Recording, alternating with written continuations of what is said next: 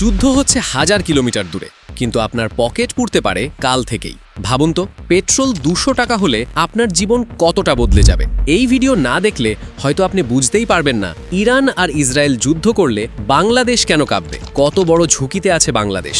ভাবুন তো, বাজারে চাল 80 টাকা থেকে 180 টাকা হয়ে গেছে, পেট্রোল নেই। মধ্যপ্রাচ্যে থাকা আপনার ভাই বা বাবার কষ্টে উপার্জিত টাকা দেশে আসছে না। এটা কোনো সিনেমার গল্প না।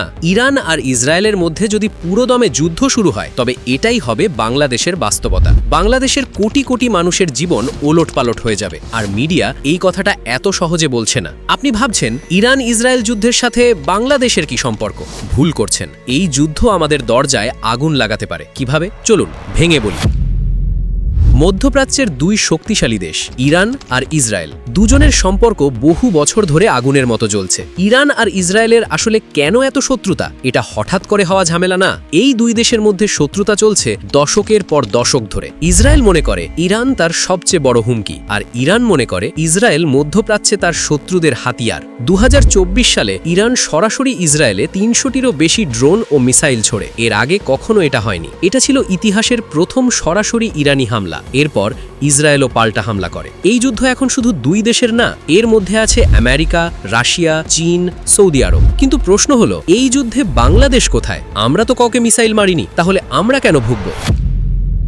রাজশাহীর একটা ছোট্ট গ্রামের কথা বলি। করিম সাহেব, বয়স 50, 20 বছর ধরে সৌদি আরবে কাজ করছেন। প্রতি মাসে ঘরে টাকা পাঠান। সেই টাকায় 3 মেয়ের পড়াশোনা, বউয়ের ওষুধ কেনা হয়, বাড়ির ছাদ উঠেছে ধীরে ধীরে। করিম সাহেব কোনোদিন ইরান চেনেন না, ইসরায়েল চেনেন না, কিন্তু সেই দুই দেশের মধ্যে যদি যুদ্ধ লাগে, করিম সাহেবের জীবন শেষ হয়ে যেতে পারে। এটা কিভাবে সম্ভব? এটাই আজকের প্রশ্ন। দেখুন, বিশ্বটা আসলে একটা বিশাল মাকড়সার জালের মতো। একটা জায়গায় টান দিলে পুরো জাল কাঁপে। মধ্যপ্রাচ্য হলো সেই জালের ঠিক মাঝখানে, আর বাংলাদেশ, আমরা সেই জালের এমন একটা জায়গায় আছি যেখানে ধাক্কাটা সবচেয়ে বেশি লাগবে। প্রথম কথা হলো তেল।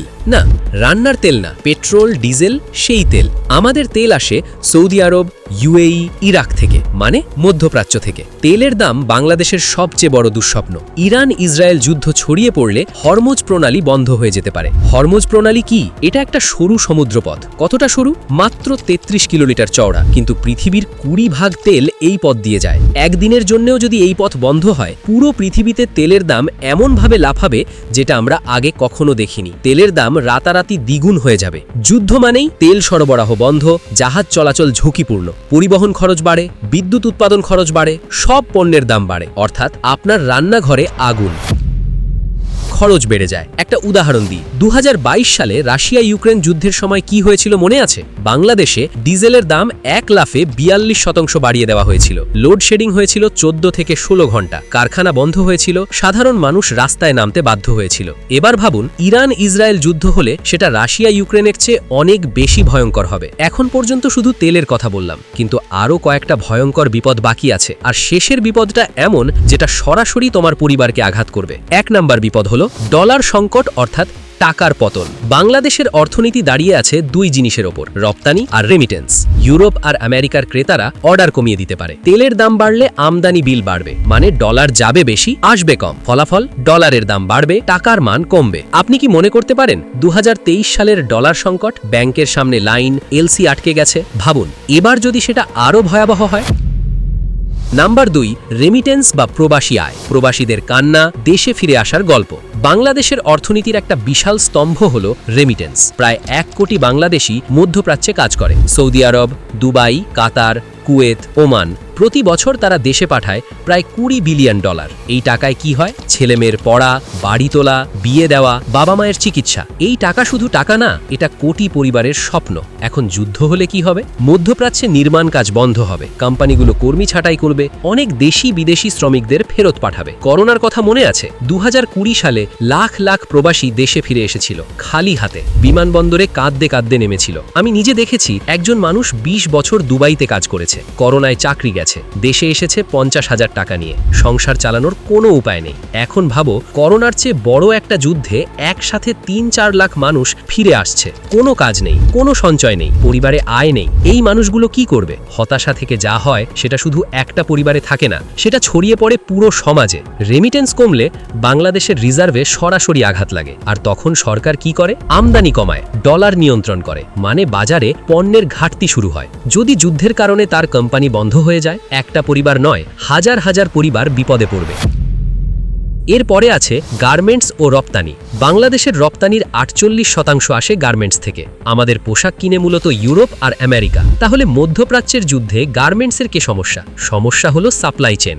বাংলাদেশের গার্মেন্টস কারখানায় যে কাপড় আসে তার একটা বড় অংশ আসে এশিয়া থেকে, কিন্তু শিপমেন্ট যায় সুয়েজ ক্যানেলের মধ্যে দিয়ে। 2023-24 সালে বিদ্রোহীরা লোহিত সাগরে জাহাজে হামলা শুরু করেছিল, ফলে শিপিং খরচ বেড়েছিল 300%। অনেক বায়ার বাংলাদেশ থেকে অর্ডার কমিয়ে দিয়েছিল। যুদ্ধ বাড়লে এই সমস্যা আরো 10 গুণ বড় হবে। কারখানা বন্ধ, অর্ডার নেই, কর্মী ছাঁটাই। 40 লাখ মানুষ কাজ করে গার্মেন্টসে, এদের বেশিরভাগই মেয়ে। গ্রাম থেকে আসা, সংসার টানার জন্য শহরে আসা মেয়ে। গার্মেন্টস বন্ধ মানে 40 লাখ কর্মী বেকার, এদের 80%ই নারী। এই পরিবারগুলো কোথায় যাবে? এই প্রশ্নের উত্তর আমার কাছে নেই, কিন্তু প্রশ্নটা করাটা জরুরি। এখন পর্যন্ত 3টে বিপদ বললাম, কিন্তু সবচেয়ে বড় বিপদ এখনো বলিনি, আর এই বিপদটা তোমার রান্নাঘর পর্যন্ত পৌঁছে যাবে। খাদ্য মূল্য ও মুদ্রাস্ফীতি। আমদানি সংকট।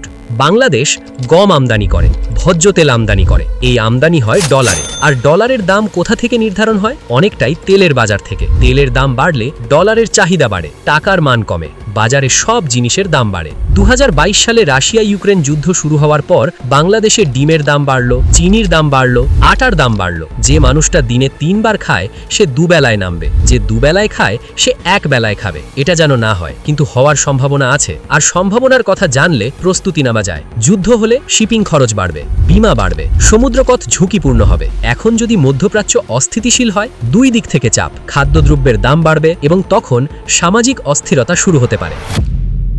ভূ রাজনৈতিক চাপ ও রাজনৈতিক অস্থিরতা এবার সবচেয়ে বড় ভয়ের কথা। বাংলাদেশকে সবসময় ব্যালেন্স করে চলতে হয়, একদিকে পাশ্চাত্য শক্তি, একদিকে মুসলিম বিশ্ব। যদি যুদ্ধ বড় আকার নেয়, বাংলাদেশের ওপর চাপ আসতে পারে অবস্থান নেবার জন্য। ভুল পদক্ষেপ মানে বাণিজ্যিক চাপ, এবং তখন পরিস্থিতি আরও জটিল হয়ে যায়। যখন মানুষ কষ্টে পড়ে, রাজপথে নামে। ইতিহাস এটাই বলে। বাংলাদেশে 2022-23 সালে অর্থনৈতিক চাপে রাজনৈতিক উত্তেজনা চরমে পৌঁছেছিল। বাইরের একটা বড় ধাক্কা ভেতরের অস্থিরতা আরো বাড়িয়ে দেবে, এবং ইতিহাস বলে অর্থনৈতিক সংকট প্লাস রাজনৈতিক অস্থিরতা ইকুয়াল টু দেশের সবচেয়ে ক্ষতি হয় সাধারণ মানুষের। আমি এতক্ষণ অনেক ভয়ের কথা বললাম, কিন্তু ভয় দেখানো আমার উদ্দেশ্য না। আমার উদ্দেশ্য একটাই, যদি তুমি জানো তুমি প্রস্তুত থাকতে পারো, তাহলে কি করার আছে আমাদের? এখন হয়তো আপনি ভাবছেন, তাহলে কি বাংলাদেশ শেষ? না, কিন্তু ঝুঁকি বাস্তব। আর সবচেয়ে বড় প্রশ্ন, আমরা কি প্রস্তুত? সত্যি বলতে বাংলাদেশ সরকারের উচিত এখনই জ্বালানি মজুদ বাড়ানো, বিকল্প বাজার তৈরি করা এবং প্রবাসীদের জন্য সেফটি নেট তৈরি করা। আর আমাদের সাধারণ মানুষের উচিত সচেতন থাকা, অপ্রয়োজনীয় খরচ কমানো এবং দেশের পরিস্থিতি সম্পর্কে আপডেট থাকা। বাংলাদেশের কিছু শক্তি আছে। যদি সরকার দ্রুত বিকল্প তেল উৎস খোঁজে, নবায়নযোগ্য জ্বালানিতে বিনিয়োগ বাড়ায়, রিজার্ভ শক্ত রাখে, কৃষি উৎপাদন বাড়ায়, নিরপেক্ষতা বজায় রাখে, তাহলে ধাক্কা সামলানো সম্ভব। কিন্তু দেরি করলে সমস্যা গভীর হবে। দূরের যুদ্ধ কখনোই দূরের থাকে না। গাজায় বোমা পড়লে ঢাকার বাজারে দাম বাড়তে পারে। এই পৃথিবী এখন কানেক্টেড। তাই প্রশ্নটা আপনার জন্য, আপনি কি মনে করেন বাংলাদেশ প্রস্তুত? কমেন্টে লিখুন প্রস্তুত না ঝুঁকিতে। এই ভিডিওটা এমন একজনকে পাঠাও যার পরিবারের কেউ মধ্যপ্রাচ্যে আছে, তাকে জানাও, হয়তো সে কিছু সিদ্ধান্ত নিতে পারবে। কমেন্টে বলো তোমার পরিচিত কেউ কি প্রবাসী, তাদের নিয়ে তুমি কতটা চিন্তিত। আর যদি মনে করো এই কথাগুলো জানা দরকার, সাবস্ক্রাইব করো।